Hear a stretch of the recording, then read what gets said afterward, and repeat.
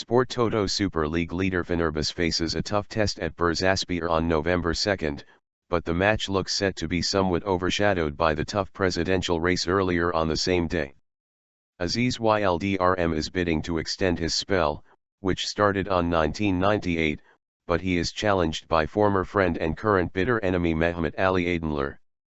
Yıldırım will be within touching distance of becoming Fenerbahçe's longest-serving president if he wins the election.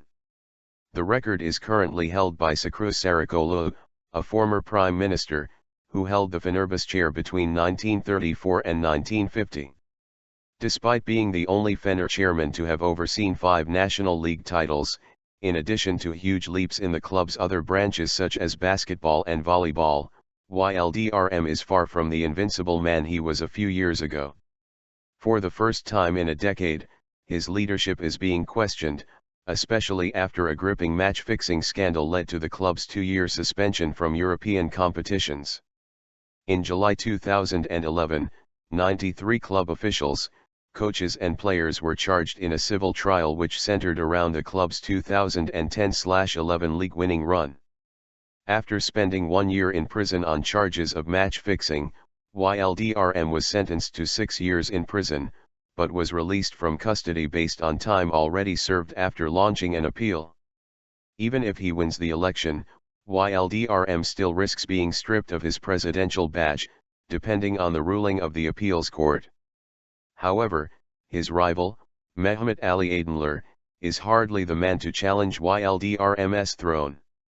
Having worked with Yıldırım at Fenerbahçe Akbadem, the club's highly successful women's volleyball branch, Aydınlar's reputation at the club dipped with his spell as the Turkish Football Federation, TFF. Although his spell lasted only half a year, Aydınlar's name was carved in football annals as the man at the helm when Fenerbahçe was first barred from playing in the Champions League in the summer of 2011. Yıldırım made much of that idea during a press conference on November 1.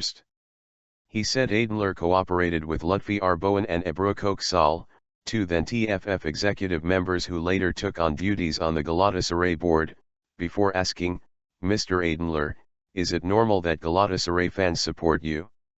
Are you a Galatasaray fan? Will Fenerbahçe join Galatasaray if you are elected?"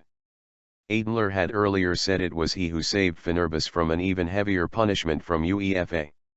It is clear that the presidential voting will go down as one of the most heated races in the club's recent history, and only one of Yıldırım or Aydınlar will watch the November 2 match between Bursaspor and Fenerbahçe as the club's chairman.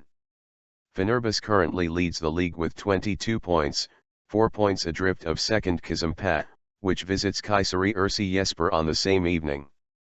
On November 3, Beşiktaş hosts Kardemir Karabükspor, Çaykur Rizespor meets Akhisar and Trabzonspor meets Sancakyaspor.